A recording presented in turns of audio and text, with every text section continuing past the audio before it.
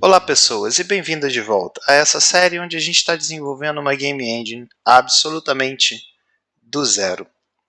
Nesse vídeo eu quero explicar alguns conceitos relacionados a texturas, como utilizar texturas com OpenGL e algumas outras coisas como MIP Mapping, Filtering e um pouquinho de texturas procedurais. Então, vamos ao vídeo. Ok, então vamos falar sobre textura. Eu vou seguir a mesma abordagem que eu venho seguindo nos últimos vídeos. Eu não vou forçar nenhuma arquitetura, eu não vou criar nenhuma classe ou nada muito rebuscado. Primeiro porque eu não sei como o nosso código vai evoluir, eu acho muito cedo ainda para a gente definir alguma arquitetura.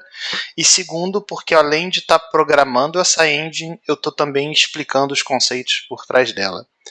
Então eu acho muito mais simples ensinar essas coisas usando um código mais simples, ok? Então a gente vai continuar trabalhando em cima daquele nosso quad colorido, esse que a gente vem trabalhando e evoluindo ele ao longo dos últimos vídeos, ok? Vamos falar um pouco sobre textura. Então, mapeamento de textura, embora eu acho que seja uma coisa bem óbvia, mas é uma forma da gente aplicar as cores de uma imagem rasterizada em cima de uma superfície 3D. No nosso caso aqui, as cores que estão sendo aplicadas em cima dessa superfície são cores que a gente especificou no vértice aqui. Lembra que a gente passou a posição do vértice e depois a gente passava a cor do vértice. E a gente fez isso para cada um dos 4 vértices. E mesmo a gente só tendo especificado 4 cores, perceba que a gente está renderizando bem mais de 4 cores aqui. Ok? Tem um violeta aqui no meio, tem laranja, tem um... São muitas cores que estão sendo renderizadas aqui, apesar da gente só ter especificado 4. Como eu já falei, inclusive quando a gente estava renderizando essas cores aqui, é que quando a gente passa essas informações por vértice para o Vertex Shader, e o Vertex Shader passa isso adiante para o Fragment Shader, essas informações são interpoladas. A gente não está especificando a cor de cada um dos pixels desse quad, mas a gente está especificando a cor dos vértices, e cada fragmento que compõe essa superfície vai ter as propriedades desse vértice interpoladas ao longo dessa superfície. Então, a cor que está entre o vértice vermelho e o vértice verde tem um tanto de verde e um tanto de vermelho. Ou seja, quanto mais perto do vermelho ela fica, do vértice vermelho, mais próximo de vermelho é a cor. E quanto mais próximo do vértice verde, mais próximo de verde é a cor. E aí a gente tem essas coisas interessantes aqui, que bem no meio a gente tem algo que não é nem verde nem vermelho, e isso vai acontecer para a superfície inteira. E da mesma forma que isso acontece com a cor, acontece com qualquer atributo que a gente coloque no vértice. E a gente vai colocar, além da cor, o atributo que é a posição, a coordenada da textura que a gente quer mapear naquele vértice. Então, deixa eu abrir meu whiteboard aqui para eu explicar isso com um pouquinho mais de detalhes. Suponha que a gente tenha uma imagem aqui, rasterizada. Isso pode ser um bitmap, isso pode ser um PNG, qualquer arquivo que a gente carregue, ou pode ser alguma coisa procedural. Porque você não precisa necessariamente carregar um arquivo de imagem para ter uma textura. Você pode criar uma textura via código. E a nossa textura, sei lá, uma imagem bonita aqui. Vou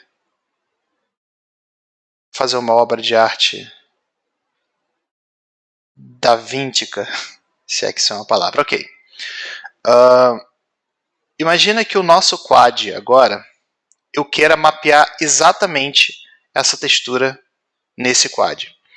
Então eu precisaria dizer que a coordenada da textura desse vértice é a coordenada 0, 0 da textura, porque o canto inferior esquerdo é a origem da textura e o canto superior direito é 1, 1, ok?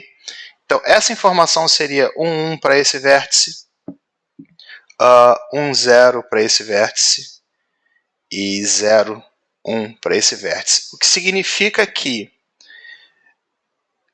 quando eu passar essa informação para o Vertex Shader e ele passar para o Fragment Shader, ele vai dizer, ok, a cor do fragmento exatamente nessa posição é a cor que está aqui.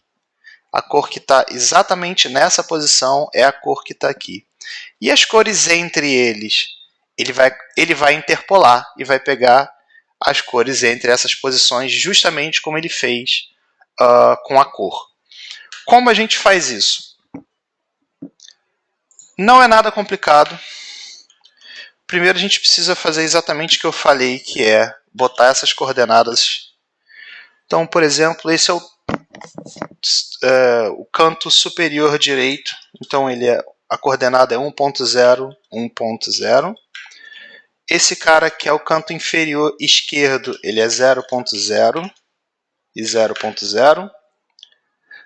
Não, esse é o canto inferior direito. Então ele é 0, 1. Esse cara assim, que é o canto inferior esquerdo, é 0.0.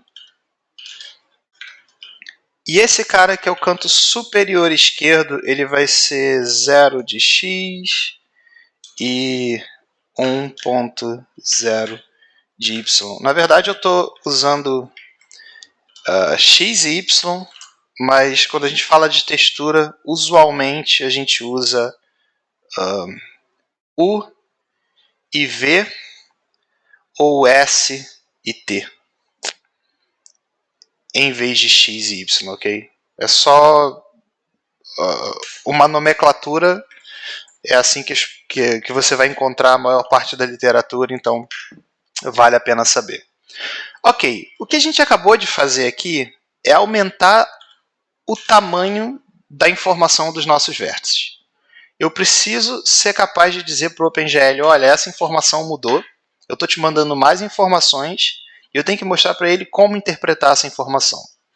Então, antes a gente tinha um buffer com 6 floats, agora a gente tem um buffer com 8 floats. E a gente estava passando aqui dois atributos, ok? O atributo 0, que é a posição, o atributo 1, que era a cor. Eu vou copiar isso para a gente poder passar o atributo 2, que é a nossa coordenada de textura, que começa depois do 6º float, ok? De 0 a 2 é posição, de 2 a 5 é cor, e de 6 a 8 é o V. Ok. Então eu fui capaz agora de explicar ou de especificar para o OpenGL como ele vai ler essas informações da minha textura. Eu preciso também modificar o meu shader, primeiro para receber a textura no Fragment Shader, perdão, no Vertex Shader, e segundo para aplicar essa textura no Fragment Shader. Então eu vou duplicar essa linha, eu tenho um novo atributo, que é o atributo 2, ele é um vetor de 2 floats que eu vou chamar de vert uv in, ok? E a gente vai passar esse mesmo vértice para o Fragment Shader, mas eu vou chamar de uv. E a gente precisa dar um valor para esse cara aqui. O v vai ser igual a vert uv in. Ok. No lado do nosso Fragment Shader, primeiro a gente precisa receber a UV como um VEC2. E segundo, a gente precisa... Porque a coordenada da textura é um atributo do vértice.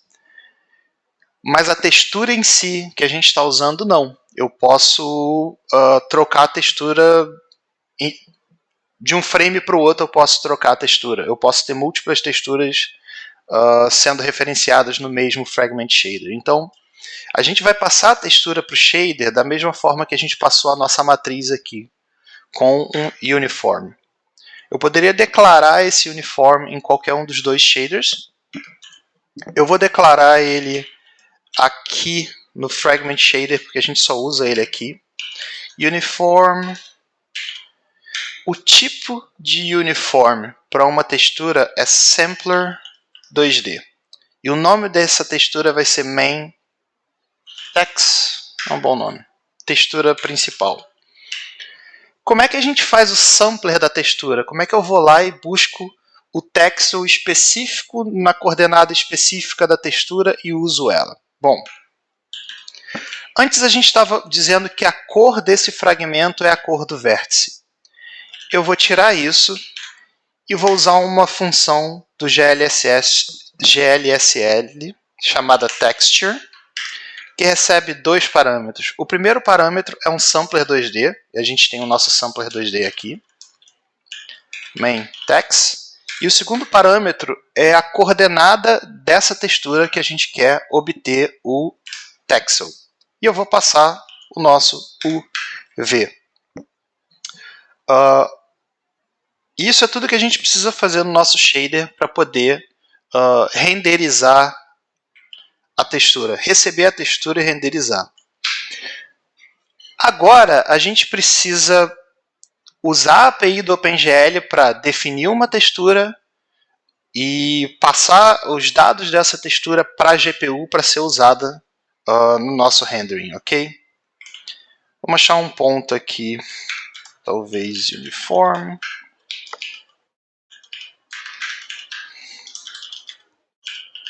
Texturing. Como é que a gente faz isso? Primeira coisa é dizer para o OpenGL, olha, eu quero que você identifique uma textura para mim. Me dá um número para eu referenciar uma textura. A gente cria um GLWint, que eu vou chamar de TextID. TextID. E eu chamo um GLGen Textures, dizendo que eu quero uma textura e o ID dela para ser colocado em TextID. Ok? Depois eu preciso habilitar o slot de textura. Vamos dizer que eu queira ter 2 ou 3 texturas sendo lidas pelo mesmo shader.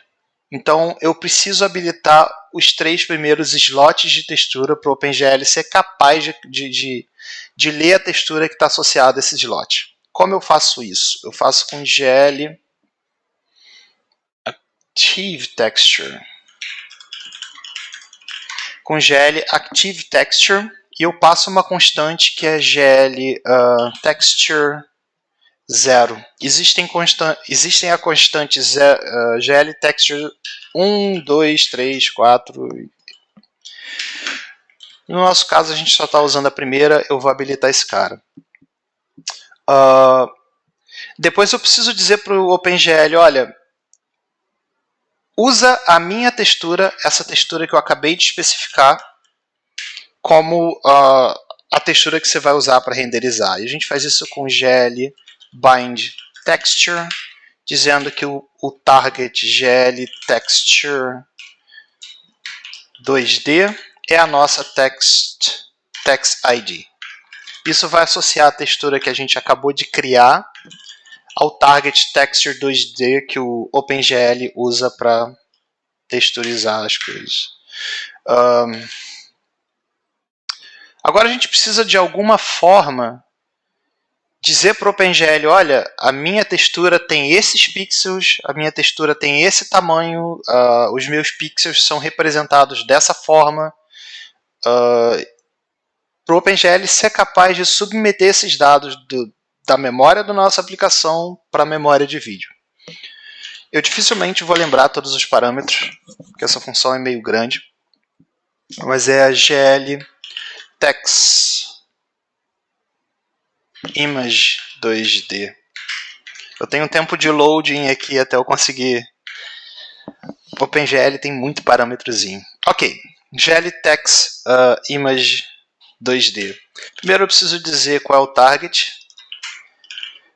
Texture 2D. Depois eu preciso dizer qual o nível de MIP Mapping. Eu já vou explicar MIP Mapping. Eu acho que vai ser legal explicar MIP Mapping quando a gente já estiver renderizando ela, que o conceito vai ficar mais claro. Eu claramente não vou lembrar, cara, desse. Vamos dar uma olhada aqui na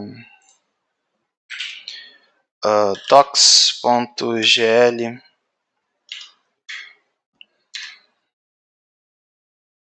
GL Text Image 2D.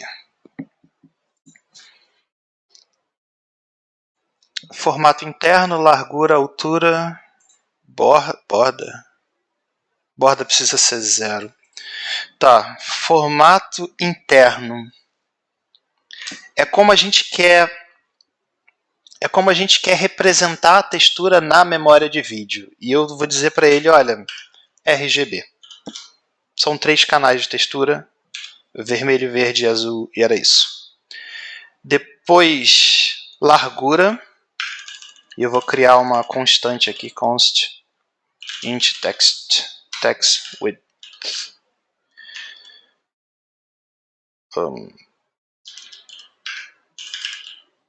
E height.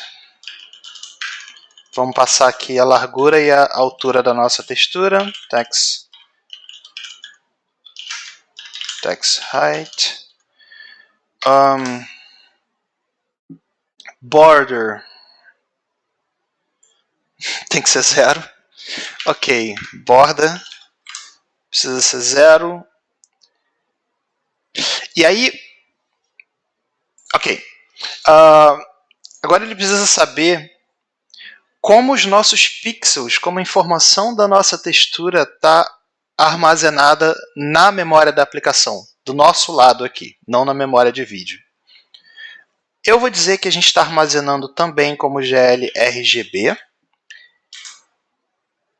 e que cada canal é um GL unsigned byte. Isso, e vai ficar claro por quê. Depois a gente tem que passar para ele o ponteiro onde estão de fato os nossos pixels, para que ele seja capaz de submeter isso para a memória de vídeo. Eu vou criar uma textura de 1 pixel por 1 pixel, porque eu ainda não quero carregar um arquivo de imagem. Eu vou fazer isso no próximo vídeo, porque só isso já é eu acho que já é um conteúdo por si só. E a gente trabalhar com textura procedural, como eu vou fazer agora, fica muito mais claro da gente... fica muito mais fácil da gente modificar a textura e ver as diferenças de como o rendering está acontecendo de acordo com os parâmetros que a gente escolhe. Okay? Vou criar um buffer unsigned char, que eu vou chamar de text data. Essa é a nossa textura. E como é um buffer de 1 por 1, é um buffer muito pequeno, é uma textura de 1 por 1, eu vou dizer que ela é vermelha, ok? 25500. Perceba que 1 pixel requer 3 bytes de informação, 1 byte para cada canal. Então, a nossa textura, que tem 1 pixel de altura e 1 pixel de largura, tem um tamanho total text width vezes text height vezes 3, ok? Vamos passar a nossa textura aqui para ele. Text data.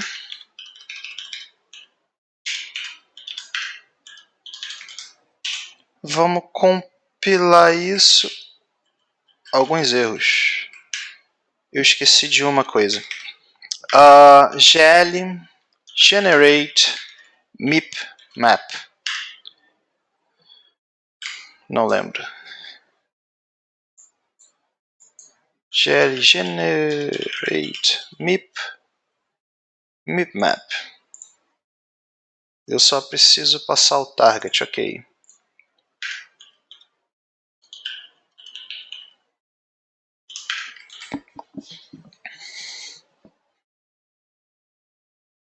Deixa eu ver o que ele está reclamando aqui.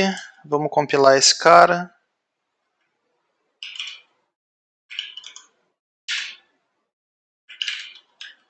Constante.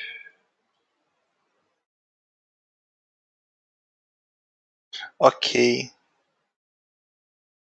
Ele está reclamando que eu pus um ponto aqui. O que mais? Text ID. Não é text ID, é text ID. Se eu não cometi nenhum erro, a gente já tem uma textura vermelha. Perceba, o nosso código agora ele não está mais pintando os nossos pixels com a informação que está vindo com a cor do vértice. Ele está pintando todos os pixels com a cor da textura. Ok? O frag color, que seria a cor final do fragmento, não está nem usando mais a cor do vértice, que seria essa variável aqui. A gente pode, por exemplo, tentar misturar essas duas cores, mas como o vermelho é muito forte, a gente dificilmente vai conseguir ver grandes diferenças, mas a gente pode tentar. Ok, dá para ver que a base aqui é mais escura. Isso a gente está fazendo com uma textura procedural. Para ficar um pouco mais claro, eu vou fazer a nossa textura procedural ser um pouco mais complexa do que uma textura com um pixel só, para a gente ver a coisa acontecendo.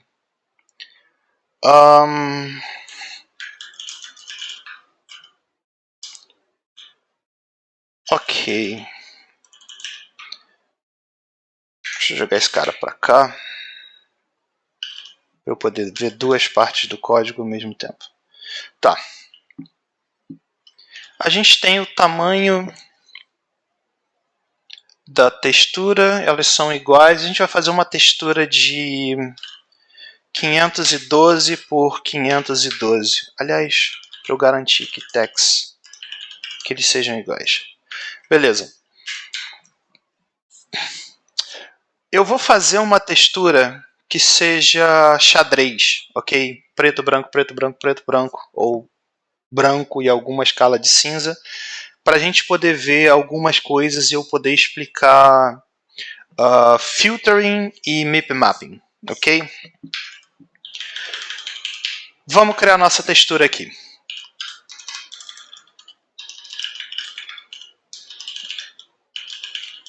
Procedural checker texture.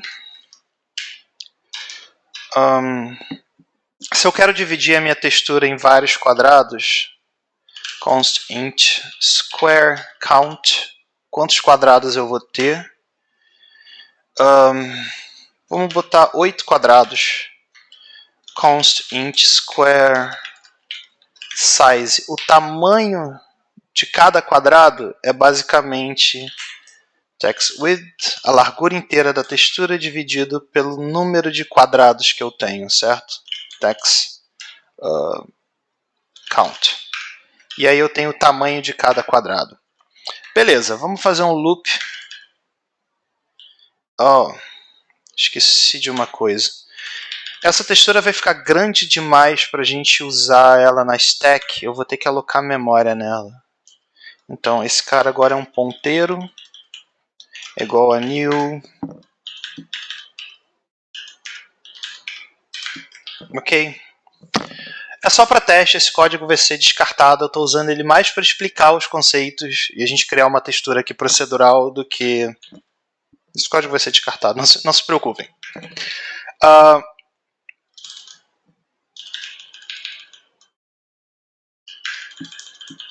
Ok.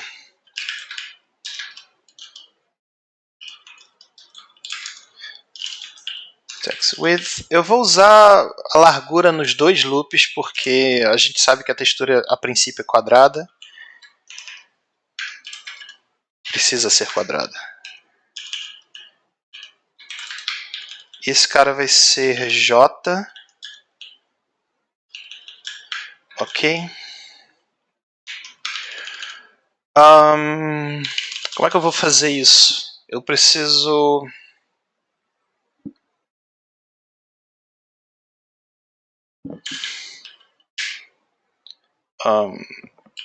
int x é igual a i dividido pelo square size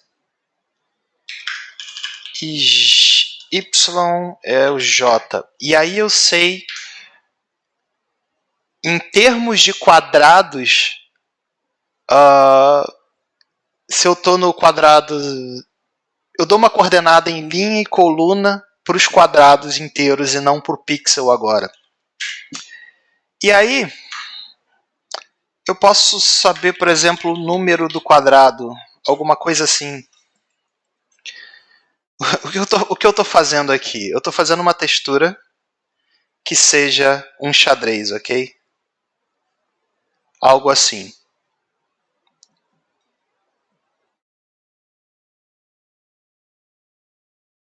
Eu vou ter um quadrado escuro, um quadrado claro, um quadrado escuro, um quadrado claro. E agora eu preciso saber que esse é o quadrado 0, esse é o quadrado 1, esse é o quadrado 2, esse é o quadrado 3, esse é o quadrado 4 e assim por diante. Por quê? Porque todo quadrado par eu faço ele ter uma cor clara e todo quadrado ímpar eu faço ele ter uma cor escura, ou vice-versa. Na verdade, quando a linha é par, eu posso fazer alguma coisa assim, porque você vê que na primeira linha o 0 é escuro, mas na segunda linha o 0 é claro, e assim por diante. Então eu vou ter que alternar essa lógica por linha. Então vamos lá, como é que eu sei o número do quadrado? Eu vou chamar aqui int square number, e o número do quadrado é x vezes o número de quadrados, square count, mais y. E aí eu posso checar, por exemplo, se a linha, não a linha do pixel, mas a linha do quadrado, certo? Se esse cara for ímpar, eu estou checando se o último pixel, o último dígito dele, né, o último bit é 1. Então eu vou fazer uma coisa, se não eu vou fazer outra. Ok, o que eu quero fazer aqui? Unsigned char color é igual a 0. A minha cor vai ser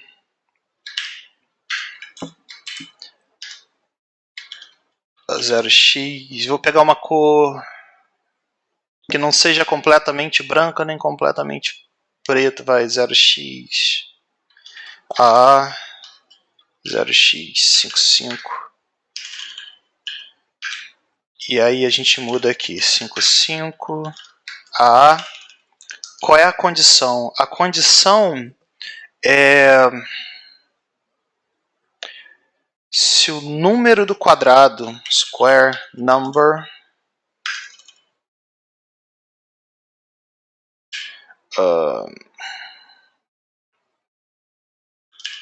is odd.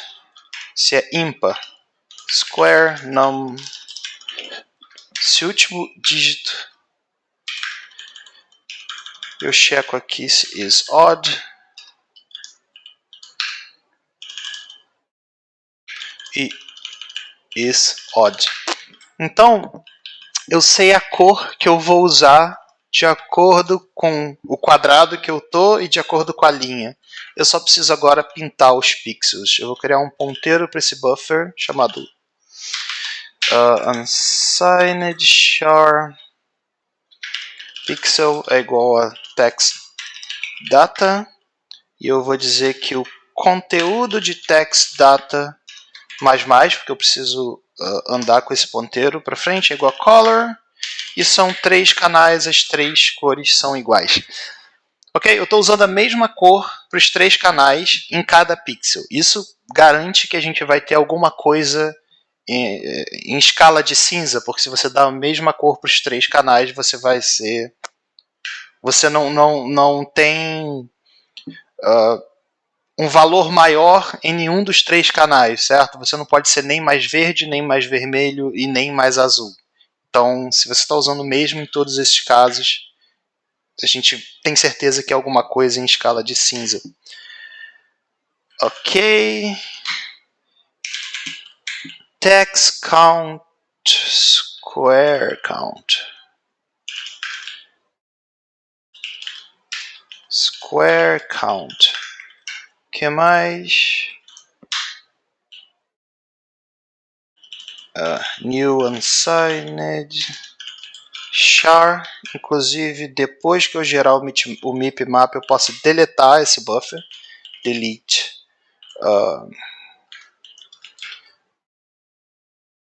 Text data. Não é tão importante, mas eu duvido que isso vai funcionar de primeira. E não funcionou. Aliás, a gente quebrou. Óbvio que a gente quebrou. Eu criei um ponteiro e eu não usei. Pixel, pixel, pixel. No. Pixel, pixel. Eu andei o ponteiro errado e a aplicação só não gostou. A gente tem uma coisa interessante aqui. Eu achei que não fosse funcionar de primeira. Com certeza não funcionou, mas a gente tem algo interessante aqui. Deixa eu revisar isso aqui. Square number. Ok, eu vou debugar isso sem gravar e eu já volto. Ok, para minha surpresa, o problema não era o algoritmo de gerar textura procedural, e sim uma coisa que eu não prestei atenção, na verdade, aqui deveria ser 1 e aqui deveria ser 0.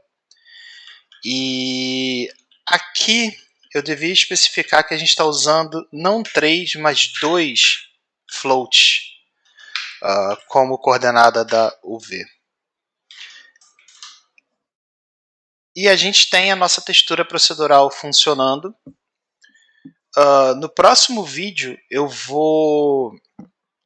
a gente vai carregar uma textura a partir de um arquivo de imagem, bitmap, mas vou aproveitar que hoje a gente está usando uma textura procedural, e com uma textura procedural eu consigo forçar algumas situações que ajudam a gente a entender o conceito de filtering, e é o que eu vou mostrar agora. Imagina que a gente pegue a nossa textura, que agora tem 512 por 512, e eu diminuo o tamanho dela para uma textura de 32 por 32 pixels. Só para você ter uma ideia, o tamanho geral de um nível, o tamanho médio, vou botar de um ícone no desktop, é 32 por 32 pixels. Isso é uma textura muito pequena. E se a gente compilar esse código e rodar ele agora, você vai perceber que ele está sendo mostrado muito borrado.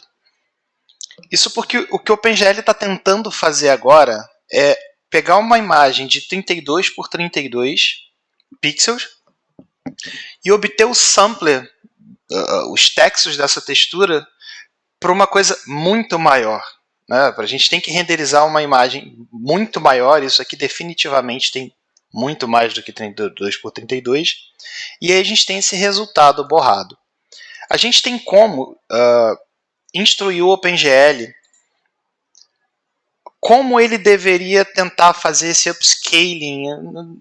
Isso é mais um filtro do que um upscaling, mas como ele deveria tentar pegar a cor correta, o texel correto nesse tipo de situação. O que o OpenGL está tentando fazer nesse momento é o seguinte.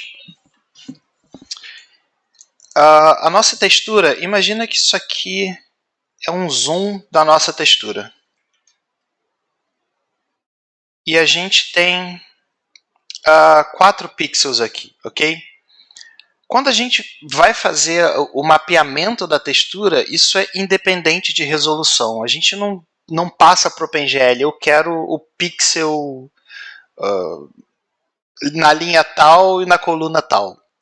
O que a gente passa aqui nesse momento é um valor, é uma porcentagem, vamos dizer, um valor entre 0 e 1, que me dá, você pode entender isso entre 0% e 100% da largura e da altura da textura.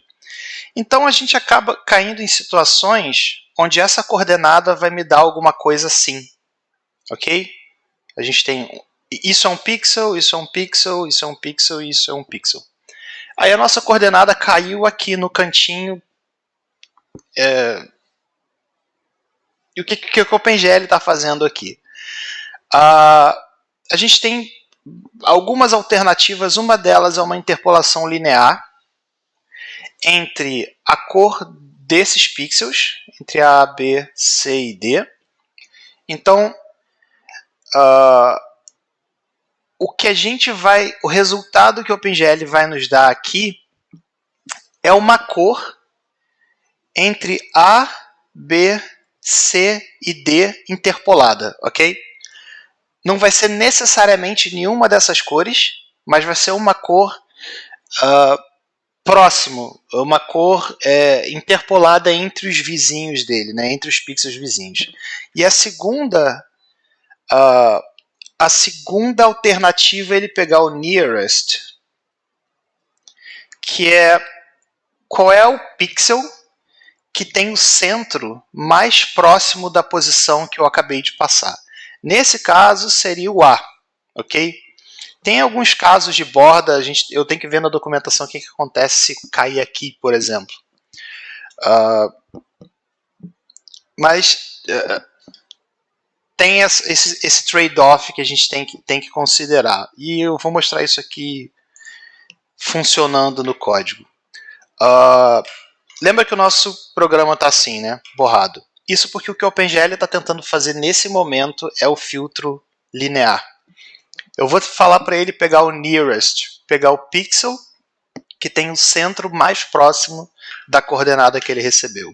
Eu posso fazer isso com gl parameter i, gl text parameter i, dizendo que a nossa gl texture 2D, e eu vou dizer o que eu quero fazer, qual é a situação, qual é a condição que eu quero que ele afete. Nesse caso, quando a gente vai aumentar, né, a gente quer ampliar a textura, gl texture mag filter, eu vou dizer para ele usar o gl nearest em vez do gl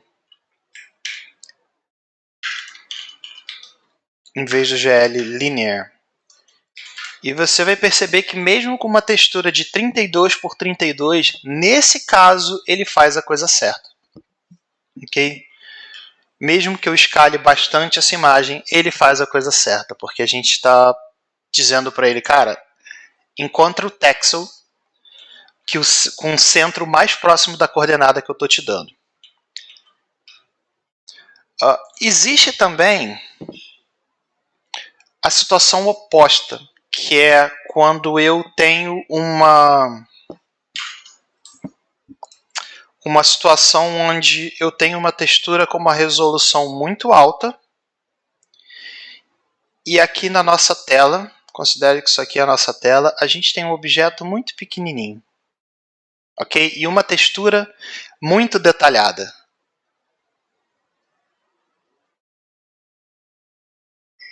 Quer dizer, uma textura com bastante ruído, bastante coisa, muitos detalhes. Como essa textura ela tem uma resolução muito alta, é difícil para o OpenGL conseguir obter o texel exato aqui e representar esse texel aqui no espaço tão pequeno na tela. Qual é a nossa alternativa? A nossa alternativa é uma coisa chamada MIP Mapping, que Lá eu desenhar outro quadrado, desculpem.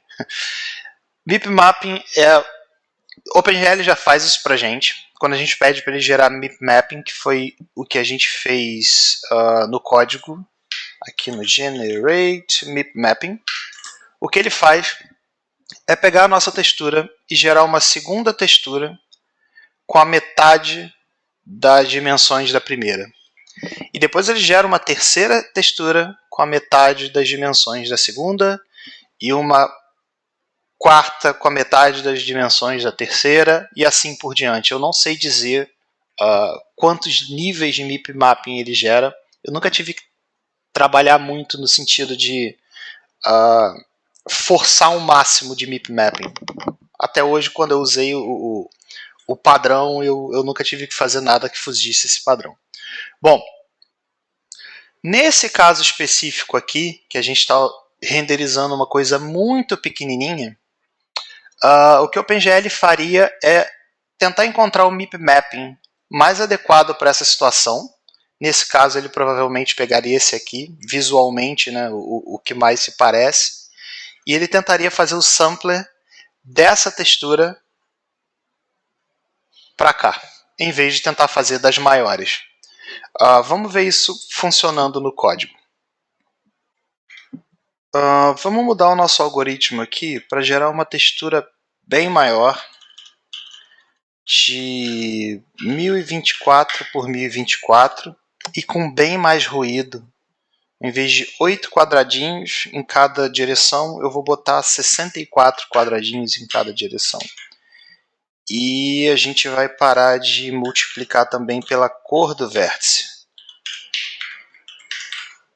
E aí a gente deve ter uma textura com bastante ruído, ok? Principalmente se eu escalar ela para menos, se eu reduzir o tamanho dela. Ainda mais se eu colocar ela em ângulo. O que acontece? Eu espero que a compressão do YouTube não prejudique a visualização disso que eu quero mostrar aqui. Como eu reduzi o quad, ele está tentando fazer o sampler da textura grande e renderizar essas informações num espaço muito menor que a textura aqui na tela. E a gente acaba tendo alguns artefatos, eu espero que seja visível, mas tem algumas linhas aqui ao longo do quad. E tá vendo? Tem algumas linhas onduladas aqui. E à medida que a gente rotaciona, a gente tem esse efeito também. Como é que a gente pode usar o MIP Map para poder fazer o sampler de uma textura menor e ter menos problema com esses artefatos que aparecem? Da mesma forma que a gente usou o GL Text Parameter I aqui para especificar o que acontece quando a gente magnifica uma textura, quando a gente faz a textura renderizar ela maior do que ela deve ser, a gente vai fazer também para quando a textura for minificada, ou seja, quando a gente estiver renderizando ela menor. Só que para a gente poder ver a coisa acontecendo, eu vou colocar aqui dentro do loop o seguinte. Vou criar uma variável booleana chamada mipmap igual a false. E se a gente pressionar a tecla espaço, eu vou primeiro trocar aqui se mipmap, seja lá qual for o valor de mipmap, ele passa a ser o valor trocado dele. E a gente vai checar aqui, se a gente estiver usando o mipmap, eu vou dizer que o filtro que eu quero que ele aplique é GL, Linear mipmap linear. A gente vai continuar fazendo linearmente, mas a partir de uma textura menor, a partir do mipmap. Se a gente não tiver com mipmap igual a true, você simplesmente usa GL linear. E eu vou logar para a gente ver o que a gente está usando. Se a gente tiver com mipmap, a gente loga mipmap linear, se não a gente loga linear. Ok, vamos ver como é que isso se comporta agora. Eu vou reduzir a textura. Já dá para ver alguns artefatos aqui, algumas linhas aqui. E agora eu coloquei como mipmap linear. E a gente não tem tanto esses artefatos. Vou voltar para linear. Ok, deve dar para ver alguns artefatos aqui, algumas linhas onduladas. E quando a gente começa a fazer o sampler do mipmap, esses artefatos e esses problemas são drasticamente diminuídos aqui, ok? É isso. Como eu falei mais no início do vídeo, além de estar desenvolvendo essa engine, eu também quero explicar os conceitos que estão por trás. Eu sei que algumas pessoas estão seguindo essa série não só como uma forma de aprender desenvolvimento de Game Engine, mas como uma forma de aprender OpenGL. Então eu achei que seria importante esticar esse episódio, esse vídeo um pouquinho mais e explicar esses conceitos. E sem dúvida a gente vai usar esses conceitos quando a gente estiver de fato usando as texturas para fazer um jogo com essa engine e alguma coisa assim. No próximo vídeo eu volto carregando uma textura de um arquivo bitmap e eu vejo você no próximo vídeo.